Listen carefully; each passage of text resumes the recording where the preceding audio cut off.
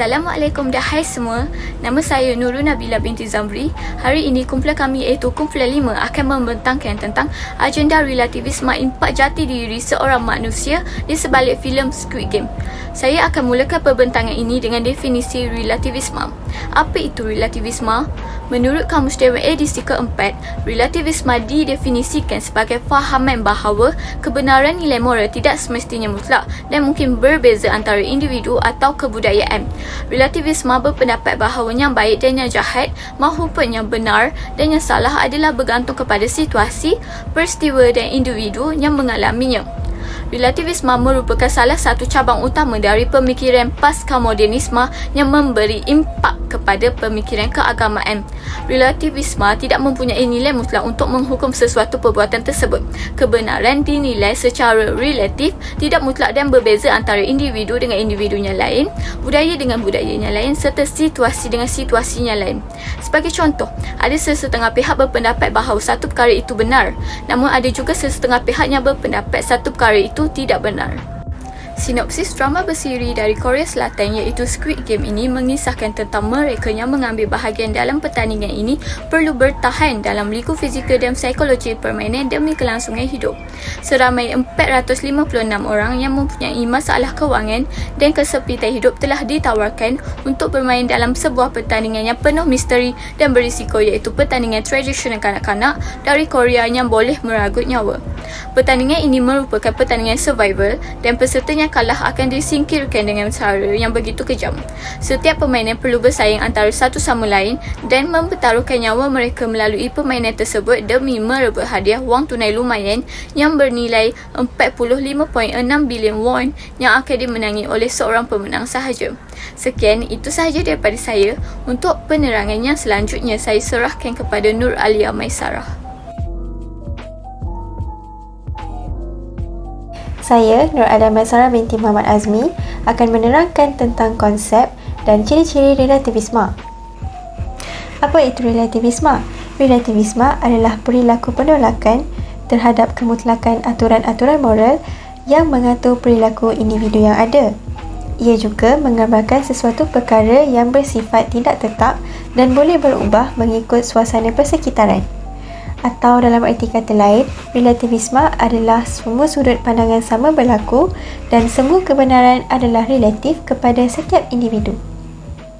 Selain itu, relativisme juga adalah pengetahuan yang tidak mempunyai kesahan mutlak atau universal dan hanya sah mengikut konteks. Hal ini bermaksud pembinaan realiti bergantung kepada subjektiviti yang seterusnya muncul daripada situasi. Kebenaran dinilai relatif, tidak mutlak dan saling berbeza antara budaya, individu dan situasi yang lain. Seterusnya adalah idea relativisme yang jelas bertentangan dengan agama. Oleh kerana kepercayaan agama bersifat dogmatik iaitu tidak boleh diubah maupun dicabar, jelaslah bahawa konsep relativisme yang menafikan kebenaran mutlak ini jelas bertentangan dengan agama.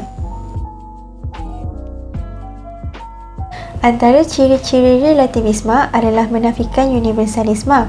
Ia bermaksud tidak wujud satu persetujuan yang sejagat berkenaan kebenaran, kebaikan dan lain-lain. Kedua adalah menafikan absolutisme, iaitu tidak wujud nilai-nilai yang bersifat tepat dan tidak berubah seperti nilai kebenaran, kebaikan, keburukan dan lain-lain.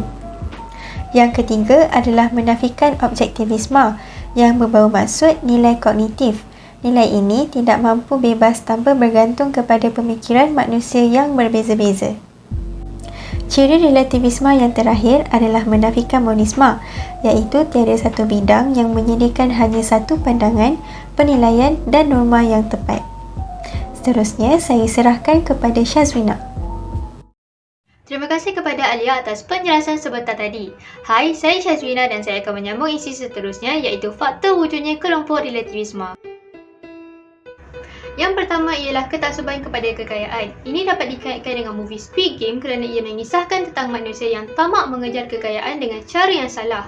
Semua pemain bertaruh nyawa sendiri untuk mendapatkan wang yang ditawarkan.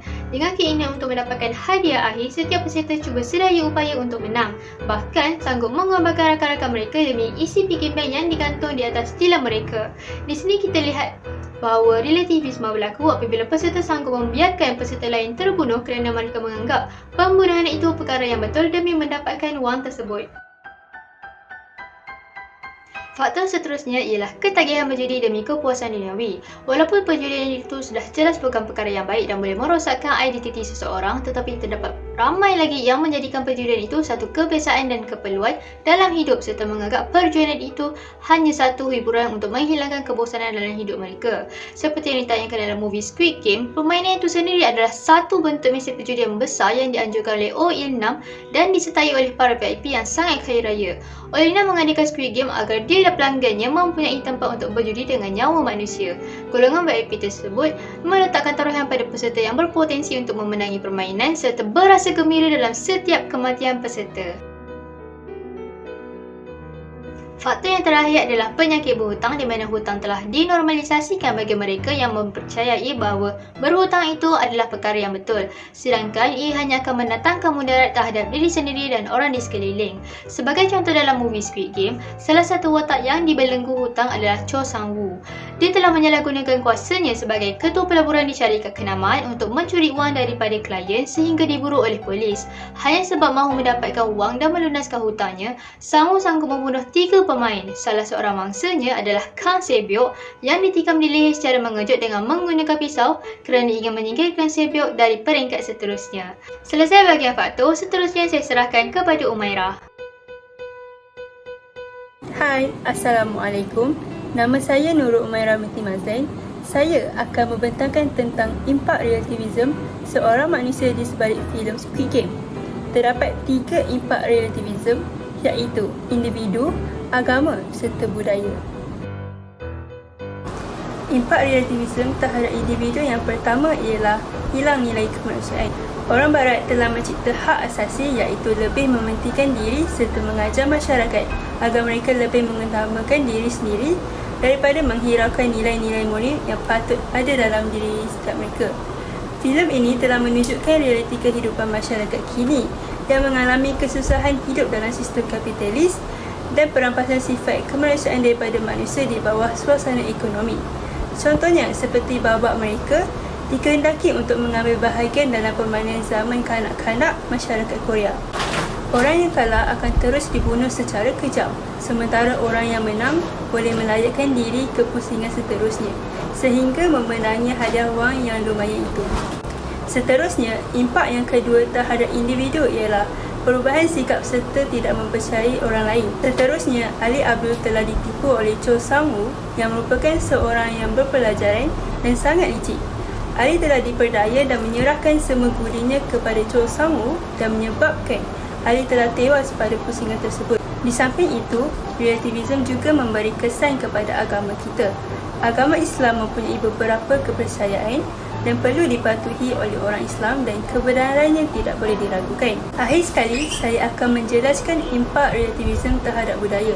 Seseorang itu tidak digalakkan menilai tingkah laku atau corak pemikiran seseorang melalui penerapan budaya masing-masing.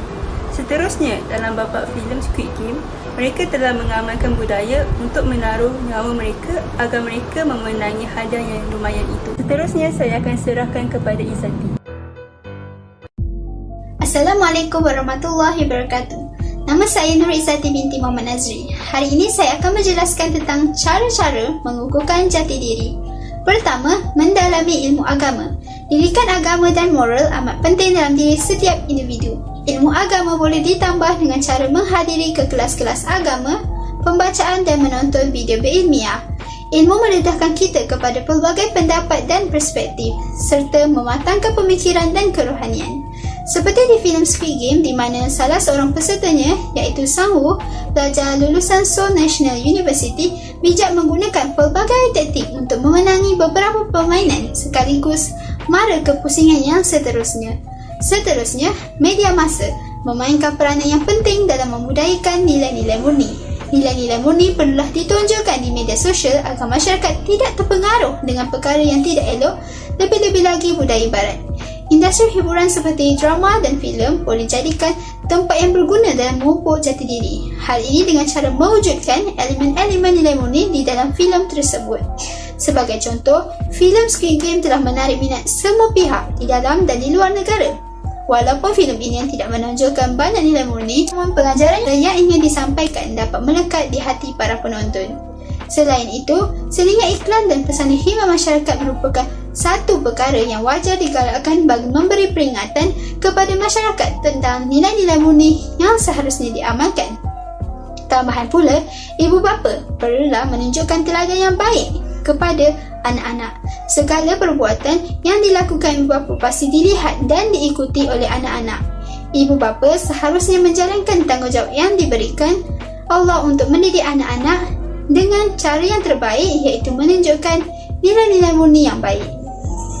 Itu sahaja daripada saya. Seterusnya saya serahkan kepada Wan Nur Sahira. Terima kasih kepada Nur Izzati. Assalamualaikum. Nama saya Wan Nur Sahira binti Wano. Akhir sekali saya akan menerangkan kesimpulan daripada tajuk relativisme ini dan cadangan penambahbaikan sebagai umat Islam untuk menghadapi cabaran relativisme. Kesimpulannya, konsep relativisme ini banyak memberi kesan terhadap semua jenis masyarakat, budaya dan agama. Ia juga mungkin dapat memberi kesan sama ada baik ataupun buruk. Tetapi jika kita beralih kepada filem yang dibincangkan, iaitu filem Squid Game, ia lebih kepada memberi impak yang lebih negatif kepada masyarakat kita pada masa kini. Jika tidak ditapis dan diterangkan secara betul dan sahih, tidak mustahil untuk generasi yang akan datang lebih mudah terpengaruh dengan konsep relativisme ini. Nilai moral menurut relativisme tidak lebih dari kebiasaan suatu masyarakat.